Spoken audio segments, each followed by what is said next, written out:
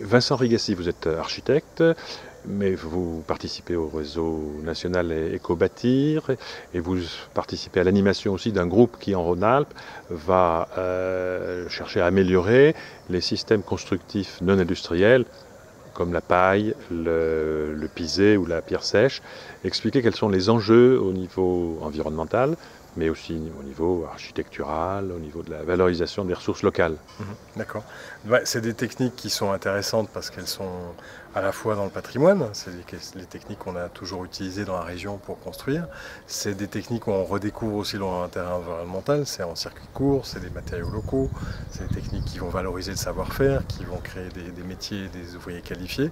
Donc le problème qu'ont ces techniques, c'est que mais elles ne sont pas industrialisées, elles ont souvent un défaut de normalisation, de réglementation. Et donc là, on essaye de voir au niveau régional, mais au niveau national, en coordination, comment par des groupes un petit peu collégiaux, on arrive à valider des systèmes constructifs peu habituels pour permettre qu'ils se construisent à plus grande échelle et pour assurer les maîtres d'ouvrage. Tout à fait, en reposant cette évaluation sur l'évaluation des savoir-faire et sur l'évaluation aussi très concrète, chantier par chantier presque, de l'utilisation des matières premières qui sont souvent locales.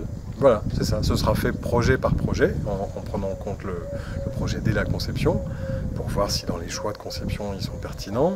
Et puis ensuite, pendant le cours de chantier, avec là peut-être plus en accent sur la mise en œuvre et sur les matériaux. Et puis ensuite à la fin, pour envisager aussi l'entretien, parce qu'on voit que c'est souvent des techniques qui nécessitent un entretien particulier, mais enfin voilà, qui fait partie de bon usage d'un bâtiment.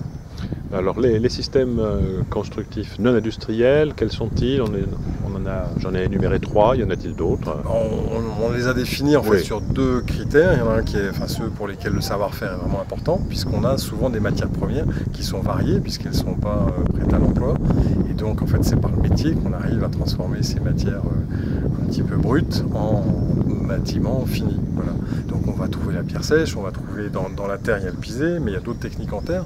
Il y a le torchis, il y a ce qu'on appelle la terre-paille aussi, il y a les maçonneries en briques avec des briques pas cuites, qu'on trouve plus dans la région des Pyrénées, mais enfin voilà, donc il y a toute une série de techniques qui existent.